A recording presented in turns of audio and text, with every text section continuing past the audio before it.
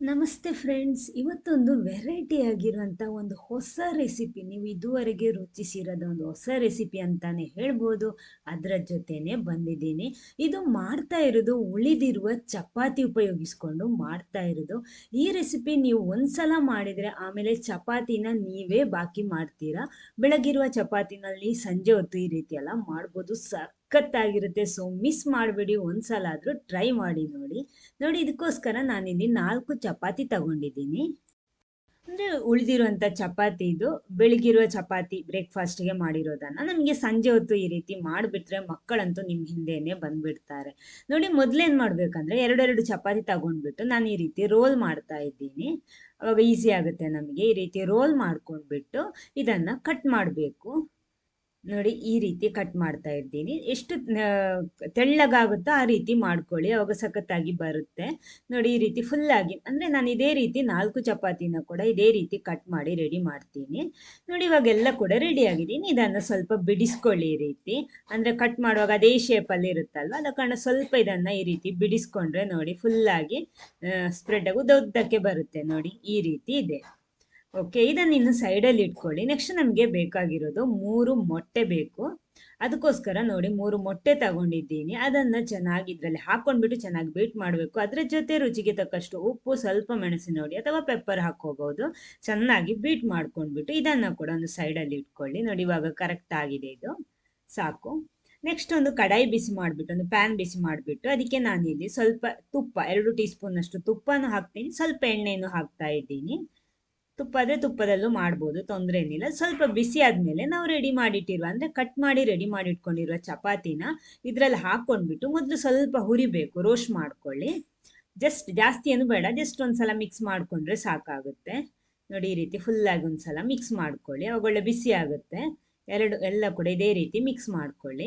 ಅಂದರೆ ನೀವು ಈ ರೀತಿ ಪಾತ್ರ ತಗೊಳ್ಳುವಾಗ ನಾನು ತಗೊಂಡಿರುವಂತಹ ಪಾತ್ರನೇ ತಗೋಬೇಕು. ಸೈಜ್ ಈ ರೀತಿ ಇದ್ರೆ ಕರೆಕ್ಟ್ ಆಗುತ್ತೆ. ಲೆವೆಲ್ ಆಗಿರುವಂತಹ ಪಾತ್ರನೇ ತಗೋಬೇಕು. ಕಡಾಯಿ, ಪ್ಯಾನ್ ತಗೋಬೇಕು, ಯಾವುದಾದ್ರೂ ತೊಂದರೆ ಇಲ್ಲ, ಆದರೆ ಲೆವೆಲ್ ಇರಬೇಕು. ನೋಡಿ, ಈ ರೀತಿ. ಇನ್ನು ಇದನ್ನ ಫುಲ್ ಆಗಿ ಸ್ಪ್ರೆಡ್ ಮಾಡ್ಕೊಳ್ಳಿ. ಪ್ಯಾನ್ ಅಲ್ಲಿ ಎಷ್ಟು ಹಿಡಿತದ ಆ ರೀತಿ ಒಂದೇ ಹೈಟಿಗೆ ಈ ರೀತಿ ಸ್ಪ್ರೆಡ್ ಮಾಡಬೇಕು. ಅದರ ಮೇಲ್ಗಡೆ ನಾವು ರೆಡಿ ಮಾಡಿಟ್ಟಿರುವಂತಹ ಮೊಟ್ಟೆಯ ಮಿಕ್ಸ್ ಇದೆಯಲ್ವಾ, ಅದನ್ನ ಸೇರಿಸ್ಬೇಕು. ಈ ರೀತಿ ಫುಲ್ ಆಗಿ ಈ ರೀತಿ ಹಾಕೊಳ್ಳಿ. ನೋಡಿ, ಫುಲ್ ಆಗಿ ಹಾಕೊಂಡಿದ್ದೀನಿ. ಇನ್ನು ಇದು ಸ್ವಲ್ಪ ಹೊತ್ತು ಬೇಯಲಿ. ಜಸ್ಟ್ ಜಾಸ್ತಿ ಬೇಯೋದೇನು ಬೇಡ, ಆ ತಳಭಾಗ ಸ್ವಲ್ಪ ಬೆಂದು ಸಿಕ್ಕಿದ್ರೆ ಸಾಕು. ಅಷ್ಟೊತ್ತಿಗೆ ಇದನ್ನ ತಿರುಗಿಸಿ ಹಾಕಬೇಕು. ನೋಡಿ, ಈ ರೀತಿ ತಗೊಂಡ್ಬಿಟ್ಟು ತಿರುಗಿಸಿ ಹಾಕಬೇಕು. ಫುಲ್ ಆಗಿ ಈ ರೀತಿ ನಿಧಾನಕ್ಕೆ, ಕಟ್ ಆಗಬಾರ್ದು, ಈ ರೀತಿ ತಿರುಗಿಸಿ ಹಾಕೊಳ್ಳಿ. ಜಸ್ಟ್ ನೋಡಿ, ಆ ತಳಭಾಗ ಮೊಟ್ಟೆ ಸ್ವಲ್ಪ ಬೆಂದು ಸಿಕ್ಕಿದ್ರೆ ಸಾಕು, ಅಷ್ಟೇ ಸಾಕು. ಇನ್ನು ಇದನ್ನ ಈ ರೀತಿ ತಿರುಗಿಸಿ ಹಾಕೊಂಡಿದೀವಲ್ವಾ. ನೆಕ್ಸ್ಟ್ ನಮಗೆ ಬೇಕಾಗಿರೋದು ಹೋಮ್ ಮೇಡ್. ನಾನಿಲ್ಲಿ ತಗೊಂಡಿರೋದು ಹೋಮ್ ಮೇಡ್ ಪಿಜ್ಜಾ ಸೋಸ್ ತಗೊಂಡಿರೋದು. ಅಂದ್ರೆ ಟೊಮೆಟೊ ಎಲ್ಲ ಬೇಯಿಸ್ಕೊಂಡ್ಬಿಟ್ಟು ಒಗ್ಗರಣೆಗೆ ಬೆಳ್ಳುಳ್ಳಿ, ಈರುಳ್ಳಿ, ಆಮೇಲೆ ಈ ಬೇಯಿಸಿರುವಂತಹ ಟೊಮೆಟೊದ ಮಿಕ್ಸ್, ಬೇಯಿಸಿರೋ ಟೊಮೆಟೊನ ರುಬ್ಬಿ ತಗೋಬೇಕು. ಆಮೇಲೆ ಅದಕ್ಕೆ ಸ್ವಲ್ಪ ಮೆಣಸಿನ ಹುಡಿ, ಆಮೇಲೆ ಒರೆಗಾನೋ ಅದೆಲ್ಲ ಹಾಕೊಂಡ್ಬಿಟ್ಟು ಪುನಃ ಚೆನ್ನಾಗಿ ಫ್ರೈ ಮಾಡಿಬಿಟ್ಟು ಪುನಃ ಗ್ರೈಂಡ್ ಮಾಡಿ ರೆಡಿ ಮಾಡಿಟ್ಟಿರುವಂಥದ್ದು ಹೋಮ್ ಮೇಡ್ ಪಿಜ್ಜಾ ಸಾಸ್ ತಗೊಂಡಿರೋದು. ಅಥವಾ ನಿಮಗೆ ನಾರ್ಮಲ್ ಟೊಮೆಟೊ ಸಾಸಲ್ಲಿ ಅದಕ್ಕೆ ಸ್ವಲ್ಪ ಒರೆಗಾನೋ, ಚಿಲ್ಲಿ ಪೌಡರ್ ಅದೆಲ್ಲ ಹಾಕೊಂಡ್ಬಿಟ್ಟು ಆ ರೀತಿನೂ ರೆಡಿ ಮಾಡ್ಬೋದು ತಟ್ಟಂತ.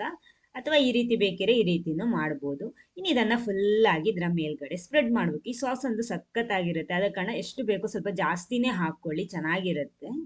ನೋಡಿ, ಈ ರೀತಿ ಫುಲ್ ಆಗಿ ಸ್ಪ್ರೆಡ್ ಮಾಡ್ಕೊಳ್ಳಿ. ಫುಲ್ ಆಗಿ ಈ ರೀತಿ ಸ್ಪ್ರೆಡ್ ಮಾಡಬೇಕು. ಆಮೇಲೆ ಇದರ ಮೇಲ್ಗಡೆ ನಾನಿಲ್ಲಿ ಚೀಸ್ ಸೆಟ್ ಮಾಡಿಟ್ಕೊಂಡಿದ್ದೀನಿ. ನೋಡಿ, ನಾನಿಲ್ಲಿ ಸ್ಲೈಸ್ ತಗೊಂಡಿರೋದು, ಚೀಸ್ ಸ್ಲೈಸ್. ಮೊಸರೆಲ್ಲ ಚೀಸ್ ಬೇಕಿದ್ರೆ ಅದೇ ತಗೋಬಹುದು, ನಿಮ್ಗೆ ಯಾವ್ದು ಇಷ್ಟನೋ ಅದು ಹಾಕೋಬಹುದು. ನೋಡಿ, ಅದರ ಮೇಲ್ಗಡೆ ಸ್ವಲ್ಪ ಚಿಲ್ಲಿ ಫ್ಲೇಕ್ಸ್ ಹಾಕ್ತೀನಿ.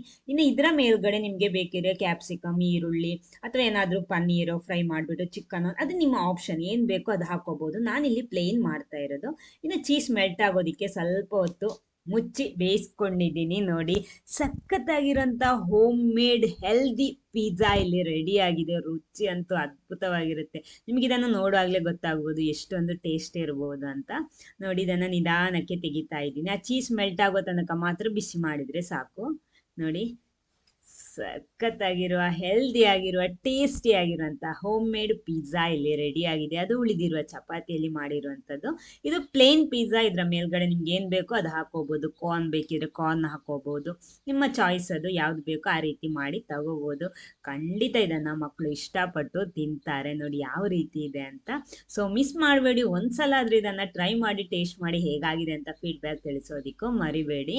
ನೋಡಿ ಓಕೆ, ಇದ್ರ ಒಳಗಡೆ ಕೂಡ ಕರೆಕ್ಟ್ ಅಂದ್ರೆ ಆ ಚಪಾತಿಯ ಲೇಯರ್ ಇರುತ್ತಲ್ವ, ಅದು ತಿನ್ನೋದಿಕ್ಕಂತೂ ಸಖತ್ತಾಗಿ ಸಿಗುತ್ತೆ. ನೋಡಿ ಈ ರೀತಿ ಇದೆ.